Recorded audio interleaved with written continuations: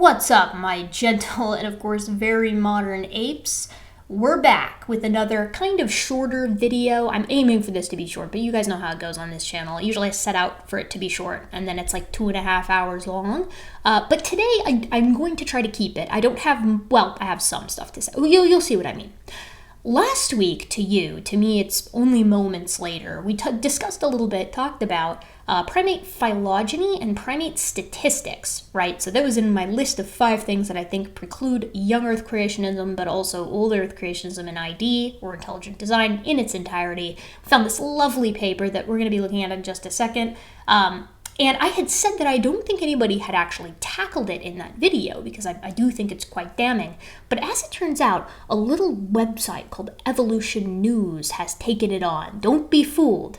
This is not a fan of evolution. Oh no, this is the mortal enemy of evolution, the intelligent design proponents, still at it after the mortifying defeat in the 2005 Kitzmiller versus Dover trial. So what we're going to be doing is we're going to be looking a little bit at what they have to say about their humble ancestry to the rest of the apes.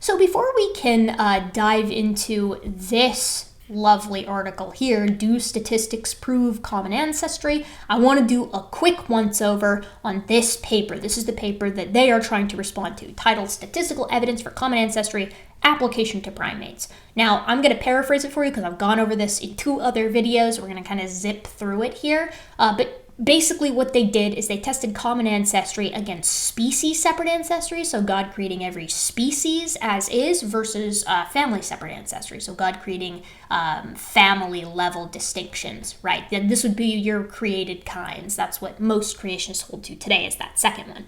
And they did so using morphologic traits, so the traits of living organisms that make them up physically, molecular traits, so their genetics, and biogeographic traits, so where they're found. And they combined all of that into a statistical test to see whether or not there could be another explanation for the patterns that we see other than common ancestry, specifically looking at that family and species separate ancestry.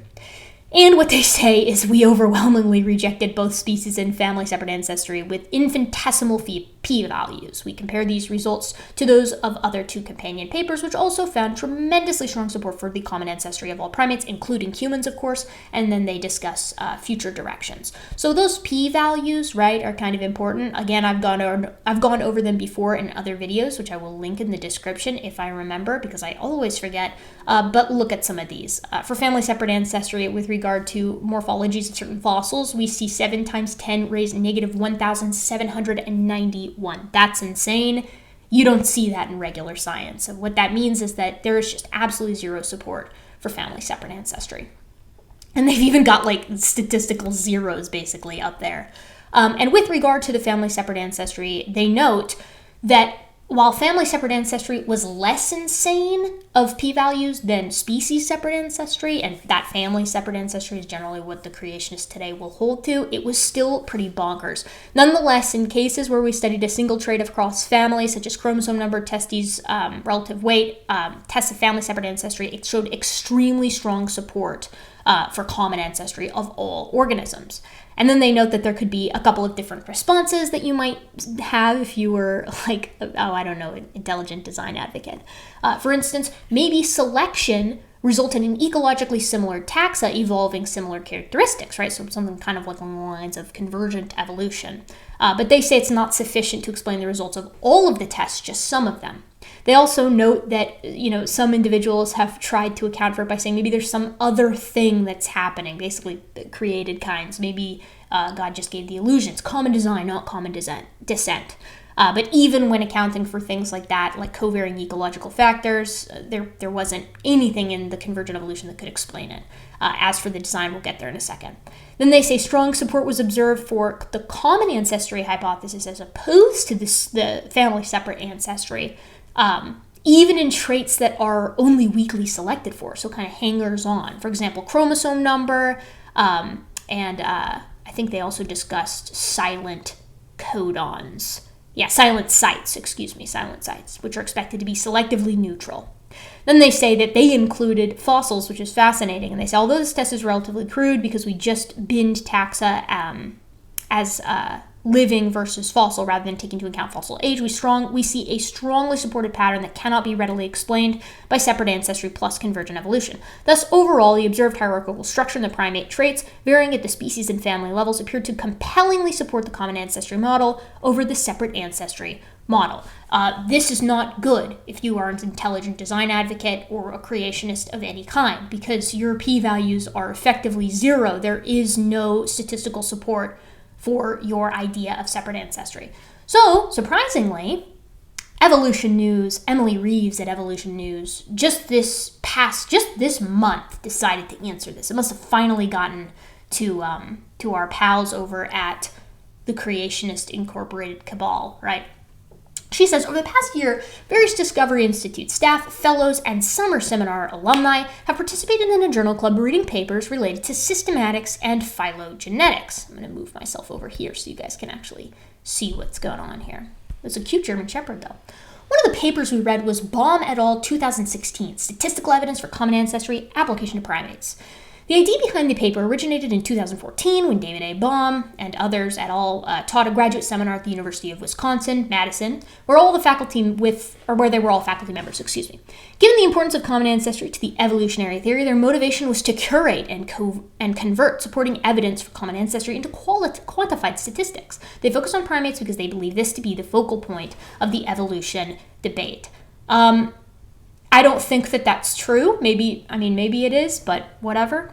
A number of scientists, myself included, thank you, Emily, analyzed their methods and had a group discussion regarding their conclusion primate common ancestry is an overwhelmingly well-supported hypothesis. Well, as we all know, group discussions are absolutely equivalent to peer-reviewed papers that have been systematically accumulated and synthesized over several years usually, and statistical methods. But let's see what we have to say here. Okay, so thing number one that they're mad about is they feel like they've been strawmanned, because to them, common ancestry is one idea, and then the idea that most ID proponents hold is that you've got a separate creation, a separate ancestry for these major groups, and then I guess they think that God tinkered along the way. So the paper, in their opinion, presented this one, right, where God comes and he creates a separate kind, and then chance takes over and evolves organisms to their current states that we see today. They think instead that their position is better defined as this: God creates the original separate ancestor, and then it isn't chance guiding these changes between the organisms that we see today, but rather design choices by a tinkerer. So is that like less scientific to you? Because to me, it does.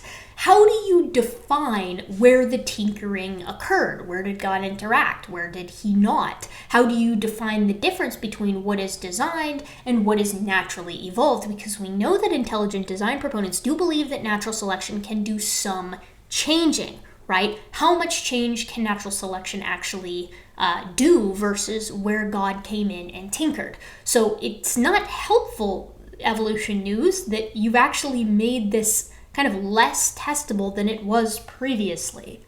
They also note here that what emerged from our discussion is that this model of separate ancestry, so the family separate ancestry with chance evolving organisms, is not endorsed by anyone in the ID community, and to put it bluntly, is wildly unrealistic for all kinds of biological reasons. And they talk about Carl Linnaeus, Georges Cuvier, things like that, and how those guys grouped organisms by perceived design similarities. I really hate to break it to you, Evolution News, but the family level separate ancestry is exactly what Answers in Genesis believes. Answers in Genesis is not a fan of a tinkerer. They do believe that natural selection can do some stuff.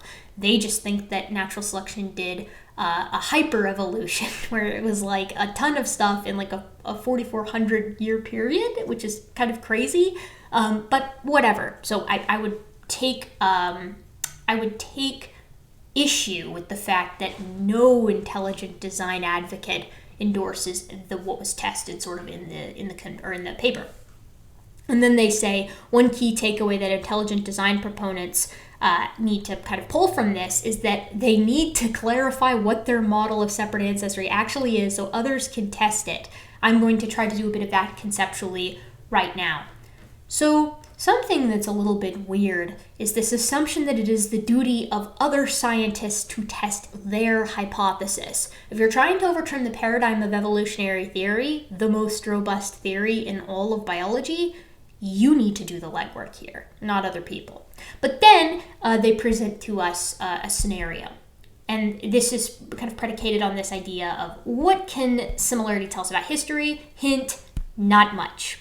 They note that authors make assumptions that similarities between primates entail historical relationships. This is such a key concept right here, you guys, because what they're saying here is that genomic similarity only goes so far. Like I mentioned previously, it can allow for relationships between organisms within the same species. You can use a paternity test in their eyes. That's okay. You can even use it to say perhaps that lions and tigers are related, right? But it can only go so far in their eyes. The problem is there is no floodgate there. There's no demarcation. There's no separation that we can find in genetics that marks the limits, because there aren't any. That's why you can use things like comparative genomics within a species, like paternity tests, but you can also use it between species.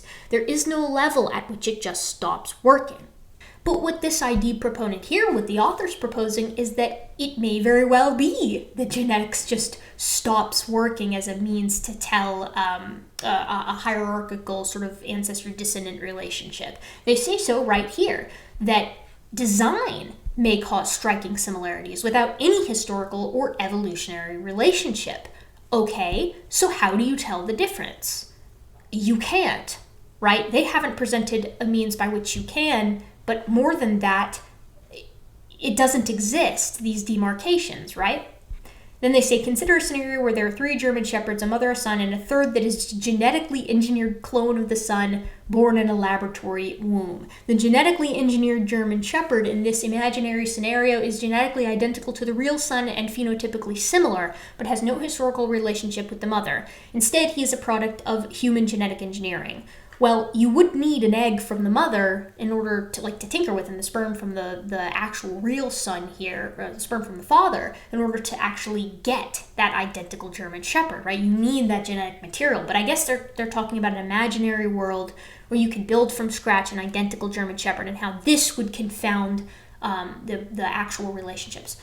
Well, yeah, it kind of would, but that's not something that exists. They're proposing that God does this in an imaginary way. But why would he do it in such a fashion? Why wouldn't he just make organisms distinct? In this case, God is deceptive, because what we understand to indicate actual relationships, actual family relationships, right, between humans and chimps, and then between humans, chimps, and gorillas, the technology works to a point, but God has not demarcated where it stops working, right? It just seems deceptive and unrealistic. But they present this imaginary scenario, and they say God is basically doing that. I think the real issue that I have with that entire German Shepherd analogy is that it reminds me a lot of last Thursdayism. Like in last Thursdayism, God or a deity could have created the earth and all of us last Thursday with fake memories in place just to kind of give the illusion that our planet has a history and we as individuals also have a history, when in reality, everything here is only a week old, built to have the illusion of age, right? And there is no way to disprove last Thursdayism, right? Like it just could be the case, but there's no precedence for it, so we don't consider it, right? That would just be a move from an inherently deceptive agent. And this feels a lot like that to me. This is God doing what looks like evolution, but actually it's design, but evolution also happens within the system, right? So intelligent design proponents, again, will allow for events of evolution, although they don't think that it's strong enough to produce all of the life that we see today. They won't say where it stops, so sometimes God's tinkering and sometimes it's evolution, but there is no way to tell the difference. So this is inherently non-scientific, which is again why intelligent design is not considered to be science. So the individual goes along, our author goes along and says, thus the assumption that ancestry is the only mechanism or best explanation for character similarity is not held by the ID proponent. Instead, ID proponents hold that a designer may produce similarity, much like a different Gucci purse might exhibit similarities to other Gucci purses. A more technical explanation for one ID model for separate ancestry can be found here. So they're basically saying, yeah, some of it's design, we don't know which parts, but some of it must be. I don't know what that is sort of rooted in, but I do know that if you click the link, you can be taken to a paper that was published by Ewert, Winston Ewert? Yeah, Winston Ewert, called The Dependency Graph of Life. And basically he's proposing that the tree of life is kind of an illusion of a tree of life, and that actually it's more of a, more akin to updating software, which is quite strange. I'm going to put this link in the description so you can kind of see for yourself. And I wanted to see what the reaction to this was, because obviously this isn't my field, so I kind of looked into it.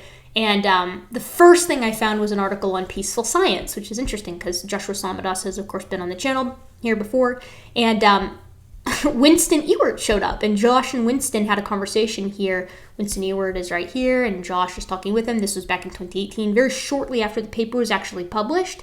And the topic ends with Winston saying, "It seems the conversation has served its purpose. I've acknowledged the limitations of what I've done so far. You've pointed out the limitations and what sorts of issues need to be dealt with. They largely correspond with what I already thought would be the concerns with you. Surprised, and I need to go ponder these things for a while.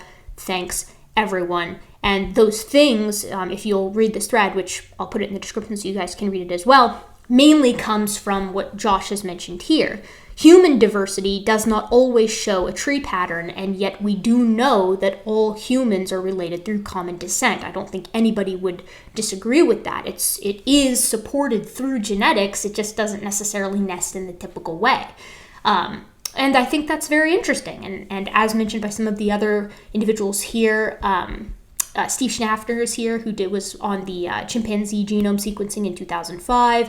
Cy Gart, some of you may know him, is on here, and they're all having a nice conversation. But all of these guys, I think even Steve Schaffner, are Christians, and they are finding holes with the work that Winston Ewert has done. And Winston kind of owns the fact that there are problems. So I thought that was kind of interesting, especially when you go over to Todd's blog. A blog, you might be thinking, that's hardly a source, but I think this is funny because Todd Wood is a young Earth creationist. He's perhaps my favorite young Earth creationist in the professional camps because he very commonly will say things along the lines of like, look, there is enormous support for evolution. He just thinks that young Earth creation also has support for it, and he's, holds that position by faith as well. And what I like is this part. Ewert's dependency graph could be interpreted as a reticulating tree, which is a pattern that has been suggested by many evolutionary biologists. So Ewert was not the first person to come up with this graph. This is why it's not groundbreaking. So is the dependency graph really different from the modern evolutionary tree? And then he says that he is still thinking about it. If he were a skeptic, he says this graph is not different from all the modern evolutionary trees, but he does think the author, Ewert, makes a good point by saying the reticulation in the pattern ought to be non-random if they are part of some design. So the point is kind of falling back on this paper here, saying, look, we have our own model, but then it's not really a model that's actually distinguishable from evolution. Just like intelligent design as a whole is not distinguishable from evolution. So, we got some cross symbolism going on here. And then they talk about cherry picking. I thought this was a bit silly because they are kind of not accusing. It doesn't really seem malicious, but they're basically like, why are we using the given sequences within the paper? And they kind of say that the deck was stacked in favor of common ancestry. But the thing is that it says notes right here, one participant said if you're going to use genetic similarity to make a case for historical relationship, then it must be consideration of all DNA, so basically full genome genomics, and a penalty for misfits that don't fit the expected framework. In other words, orphan genes should score against the hypothesis of historical relatedness. There is a massive problem here, which is that all species have orphan genes. So at this rate, right, no species will be related. Everything was created as is. And again, that's not the position that ID proponents hold to. So they're doing a lot of like making one argument and then swapping to another argument and thinking that they can kind of be synthesized, but they cannot, right? If orphan genes denote the created kinds, which is it's slightly what's being implied here, at least in my opinion, then you can't have any evolution. And then they conclude down here by saying, to summarize, the methodology and desire to test alternatives to common ancestry raised in the paper are admirable. However, a number of common assumptions were made that proponents of separate ancestry with a design perspective would not endorse. Namely, the paper fails to recognize that design can generate similarities independent of common ancestry. In theory, it could, but in theory, all our mountains could be produced by mountain-shaped comets falling and slamming into the earth. They just look like they were created here by natural geologic processes that we observe each and every day. This is completely analogous to evolution, right? We observe evolution happening each and every day in the lab and in the field through its primary mechanisms. So to suggest that design is responsible for many large-scale breaks in the tree of life is difficult, because those breaks aren't there genetically. It's all a gradient, right? Unless you want to go with orphan genes, which evolve in every given species. These are genes that essentially pop up at the terminal ends of branches in extant species. But they existed in all organisms, even going back in time. So they continue saying, namely, the paper fails to recognize the design. Okay, we just have that. This renders the majority of the paper a case of talking past each other while avoiding the real issues about whether a design-based model is actually a better fit of the data. What should happen next, more dialogue between the two camps would be helpful so that the appropriate models can be created and then statistical tests applied. So this entire article is basically saying, nuh-uh, you strawmanned me. Actually, our version doesn't allow any kind of chance to take place, or some chance to take place and guide after these created kinds were blipped into existence. Sometimes evolution can guide them, sometimes it's tinkering, but they have no way to tell when it's design and when it's evolution.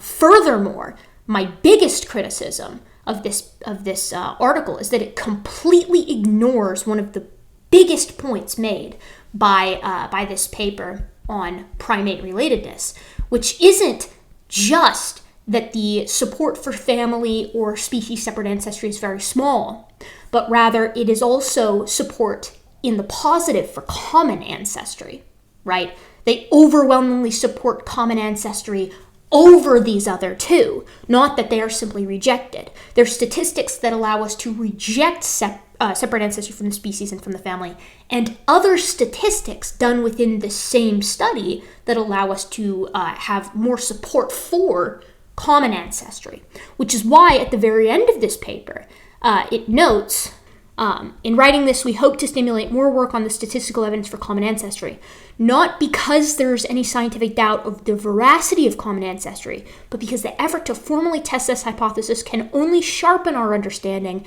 of the nature of the supporting evidence. Furthermore, we hope that this work will lead to statistical and philosophical analyses of the similarities and differences between the inference of common ancestry and other historical claims, ranging from those that are conceptually very similar to common ancestry, such as that of languages, to those that are quite different, such as the Big Bang and continental drift.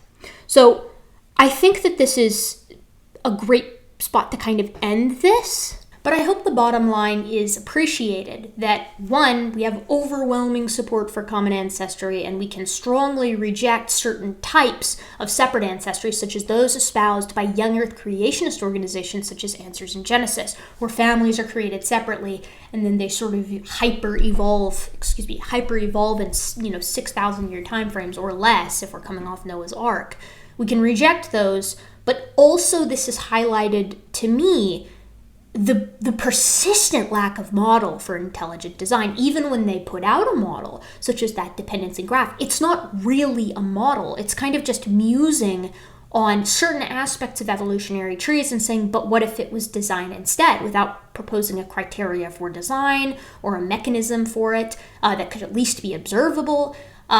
So anyways, I just thought that was interesting, kind of fun, topical. I was surprised that someone managed to cover it. I'm not as surprised as I was to see that someone covered a 2016 paper in 2022, but I'm glad they are at least giving it a little bit of thought. I don't think it went well for them, though. And so, my gentle and, of course, very modern apes, please do take care of yourselves, and I will see you next time.